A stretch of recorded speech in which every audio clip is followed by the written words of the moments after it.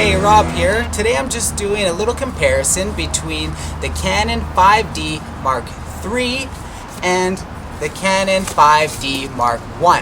Now most people wouldn't compare these two cameras because they're so, this is the first one, this is the third one.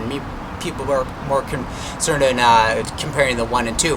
But I still think that the 5D Mark I is a really good camera. I mean, if you're not shooting extremely high ISOs and you don't need the crazy autofocus, then you can just bypass this on video, obviously, not to mention. For me personally, if I buy my camera for the sole purpose of photography. And not everybody does that, and I get that, but if you're one of those people, then you might not even need a 5D Mark III or a Mark I. Like for me, I shoot a lot of ISO, say 200, 400 around there, and I find the 5D Mark I is just as good as this. I mean, the big differences I find, besides video and ISO and that, is like, say for instance, the screen on the 5D Mark III is way sharper. Like, there's no comparison. The screen on this one, it's old, so it doesn't look as good, but who cares really? It's just, you're reviewing your images quickly, whatever. It really matters when you get it on the computer, right? So I got, what I have on this one right now is a 17 to 40L and then a 16 to 35L. I'm just going to take a quick photo. There's a fence right here, and I'm going to shoot it, just say at whatever, 24, and I'll just take a shot at that with this, and then a shot on the other camera, and then I'll put them both up, and you can kind of see the difference. I mean, you can't really pixel peep or anything because, well, it's a video, but you'll see that there's, if you can see any difference, I'd be surprised. So here we go.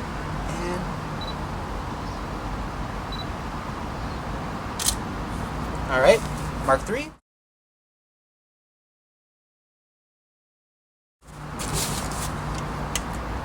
And Mark I.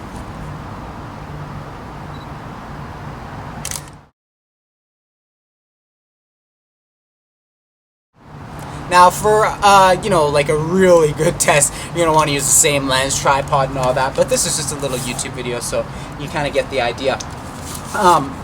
Now, even though I have both cameras, I still use this. Like, that's why there's a strap on here to throw it on, whatever, just run around town shooting photos.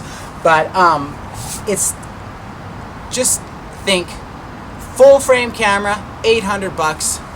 Full frame camera, 3,000-4,000 bucks. You're gonna get the same kind of pictures out of both of these cameras. So, in my opinion, you buy the Mark I, maybe you get a 16 to 35, 24 to 70, you get some nice lenses, some primes, and you're good to go.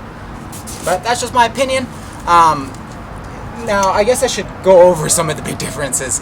Of course, autofocus is crazy on the 5D Mark III. On the Mark I, it was just 9, just like the Mark II. But this one has crazy autofocus, think like the 1D, 7Ds. The autofocus is really good on that. Frames per second is also higher, faster. And then obviously ISO. But I mean, I tend not to push my ISO that high anyways for the type of photography I do. So, I mean, so you're probably asking, well, what the hell you got a Mark III for? Anyways, well, that's how it is. But 5D Mark III is great if you got, a lot of money that you're just dying to burn, or you gotta have the new camera or whatever. Like, I know there's people out there, maybe you're one of them.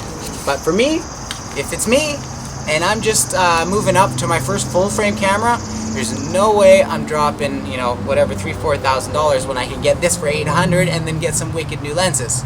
So just keep that in mind, and yeah, I guess that's about it. Thanks for watching. Bye.